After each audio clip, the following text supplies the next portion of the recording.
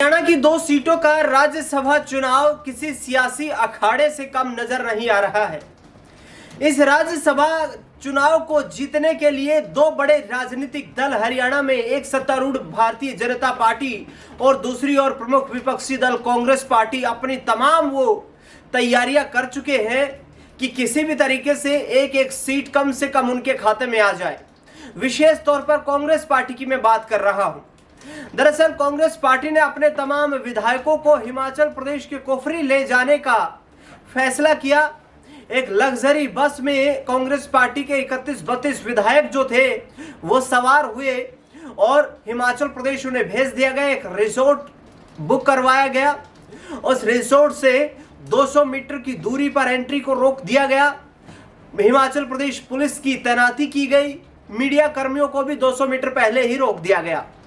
ये तस्वीर जो सामने आई है, ये दिखाना चाहता हूं आपको मैं पहाड़ों की इन वादियों में जिस तरीके से कांग्रेस के विधायक नजर आ रहे हैं, जिसमें सांसद दीपेंद्र हुड्डा के साथ आप देख सकते हैं कि गीता भुक्कल है, शकुंतला खटक है और बलराम दांगी, इंद्राज नरवाल भालू, ये तमाम जो लोग हैं ये कांग्रेस पार्टी के विधायक हैं जो दीपेंद्र सिंह हुड्डा के साथ मौजूद हैं।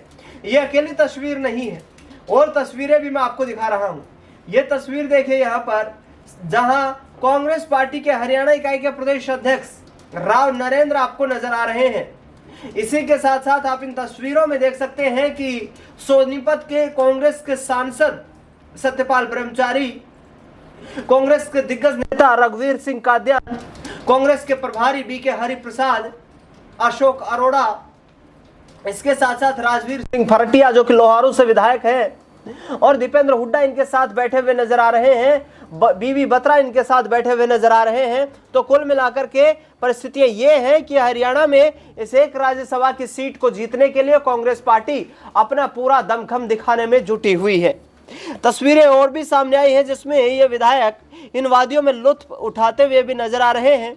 देख सकते हैं कि किस तरीके से सर्विंग्स चल रही हैं इनकी टेबल पर, और तमाम ये विधायक एक रिजॉर्ट में बैठकर और वहां पर इन खूबसूरत वादियों का लुत्फ उठा रहे हैं, आनंद उठा रहे हैं, और कांग्रेस पार्टी के प्रत्याशी को चुनावी मतदान में जीत दिलाने के लिए हाईकमान और प्रदेश इकाई की तरफ से ये तमाम तैयारियां की गई हैं। अब खबर और आई है कि कांग्रेस पार्टी तो अपने विधायकों को लेकर हिमाचल प्रदेश पहुंच गई, लेकिन भारतीय जनता पार्टी ने क्या कर रही है विधायकों की एकजुटता के लिए? तो बीजेपी ने एक ट्रेनिंग कैंप लगाया है और चंडीगढ़ में ही अपने तमाम विधायक जो हैं उनको रोका गया है। दरअसल हरियाणा में 2 सीटों पर राज्यसभा का जो चुनाव होने वाला है, उससे पहले कांग्रेस और भाजपा ने कमर कस ली है। 16 मार्च को ये चुनाव होगा, और जिस तरीके से जो खबर सामने आ रही है उसमें कांग्रेस और बीजेपी ने अपने अपने विधायकों को शिफ्ट कर दिया है। कांग्रेस ने अपने 31 विधायकों को शिमला में शिफ्ट किया है, तो बीजेपी ने अपने सभी विधायकों को चंडीगढ़ में शिफ्ट कर दिया है।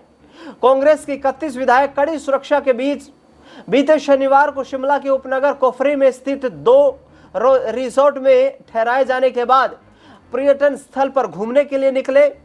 बता दें, कांग्रेस ने अपने विधायकों को एकजुट रखने के प्रयास में सफल होने के लिए उन्हें हिमाचल प्रदेश भेज दिया था। विधायकों को 3 छोटी लग्जरी बसों में वाहनों के माध्यम से कुफरी लाया गया और वहां पर 37 कमरे उनके लिए बुक किए गए।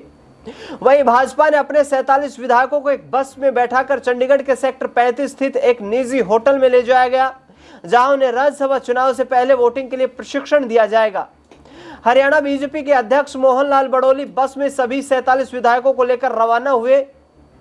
इसके साथ साथ मुख्यमंत्री नायब सिंह सैनी की भी मौजूदगी इन विधायकों के उस होटल में रही। बीजेपी विधायकों के अलावा कुछ निर्दलीय उम्मीदवार भी रवाना हुए। मोहन लाल बड़ोली ने आईएनएस से बातचीत करते हुए कहा कि एक छोटा सा कार्यक्रम आयोजित किया जा रहा है जिसमें समझाया जाएगा कि राज्यसभा चुनाव के लिए वोटिंग की पूरी प्रक्रिया को कैसे समझा जाए, ये प्रक्रिया कैसे पूरी होगी। उन्होंने कहा कि भाजपा के सभी विधायक उनके साथ मौजूद हैं। दरअसल कांग्रेस में एक क्रॉस वोटिंग का डर भी सता रहा है। संभावित दबाव और क्रॉस वोटिंग की आशंका को देखते हुए विधायकों के आसपास सुरक्षा व्यवस्था कड़ी कर दी गई है। जिस रिजॉर्ट में कांग्रेस के विधायक ठहरे हुए हैं वहां जाने वाले शिमला कन्नूर रोड पर पुलिस की तैनाती की गई है। मीडिया कर्मियों को रिसोर्ट से करीब 200 मीटर दूर रखा गया है। बता दें कि हरियाणा में राज्यसभा की 2 सीटें खाली हो रही हैं क्योंकि बीजेपी के 2 सांसदों किरण चौधरी और रामचंद्र झांगड़ा का कार्यकाल इस 9 अप्रैल को समाप्त हो रहा है।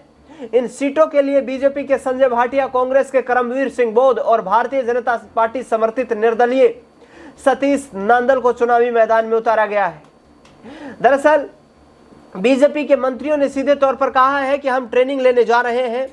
हरियाणा सरकार के मंत्री महिपाल ढांडा ने कहा कि हम कहीं जा नहीं रहे हैं बल्कि चंडीगढ़ में हम एक ही बस में ट्रेनिंग के लिए जा रहे हैं। उन्होंने कहा कि 16 मार्च को मतदान करना है, इसलिए हर विधायक को चुनावी प्रक्रिया का पता होना चाहिए। एक छोटी सी गलती नुकसान का कारण बन सकती है, इसलिए सभी विधायकों को ट्रेनिंग दी जाएगी। हरियाणा के 90 सदस्यीय विधानसभा में बीजेपी के 48 विधायक हैं, कांग्रेस के 37 विधायक हैं, इंडियन नेशनल लोकदल के 2 और 3 निर्दलीय विधायक मौजूद हैं। राज्यसभा पहुंचने के लिए प्रत्येक उम्मीदवार को 31 वोटों की आवश्यकता होगी। मतदान 16 मार्च को सुबह 9 से शाम 4 बजे के बीच होगा और इसी दिन यानी कि जिस दिन मतदान होगा उसी दिन शाम 5 बजे के बाद मतगणना की जाएगी और उसके बाद नतीजे सामने आ जाएंगे।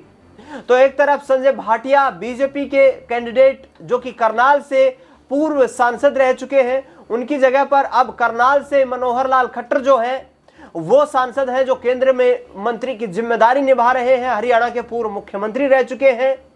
करमवीर सिंह बोध की बात की जाए जो कि कांग्रेस पार्टी के उम्मीदवार हैं, वो हरियाणा सिविल सेक्रेटेरिएट यानी कि सिविल सचिवालय में सुपरिटेंडेंट के पद से रिटायर हो चुके हैं। और वहीं बिजनेसमैन सतीश नांदल ने भी निर्दलीय प्रत्याशी के रूप में चुनाव नामांकन दाखिल किया है। अब एक महत्वपूर्ण बात यह है कि 2022 में जो हश्र हुआ था, कांग्रेस पार्टी उससे बचने के लिए अपनी तैयारी पुख्ता करते हुए नजर आई।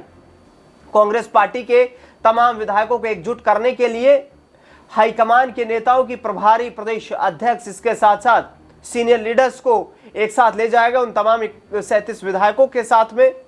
लेकिन खबरें ये थी कि विनेश फोगाट की बात करें या फिर कुलदीप वत्स की बात करें, वो किसी कारणों के साथ वहां नहीं पहुंच पाए थे। लेकिन भूपेंद्र सिंह हुड्डा नेता प्रतिपक्ष का सीधे तौर पर यह कहना है कि कांग्रेस पार्टी अपनी एक सीट पर राज्यसभा का चुनाव जीत रही है, दूसरी सीट किसके खाते में जाएगी किसके खाते में नहीं जाएगी वो नहीं जानते हैं।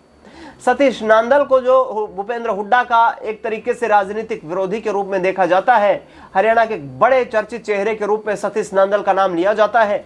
2019 में गढ़ी सांपला किलोई विधानसभा सीट से सतीश नांदल इनेलो की टिकट पर भूपेंद्र सिंह हुड्डा के खिलाफ चुनाव भी लड़ चुके हैं, लेकिन वहां से उन्हें हार का सामना करना पड़ा था। ऐसे में कांग्रेस पार्टी बीजेपी क्या एक सीट पर कब्जा कर लेंगी या फिर 2022 की तरह कार्तिक शर्मा ने जो जीत दर्ज कर ली थी, क्या उसी आधार पर कांग्रेस पार्टी को इस बार भी झटका लग सकता है? आपकी क्या राय प्रतिक्रिया है वो हमें कमेंट बॉक्स में जरूर बताएं। इस खास रिपोर्ट में फिलहाल के लिए इतना ही।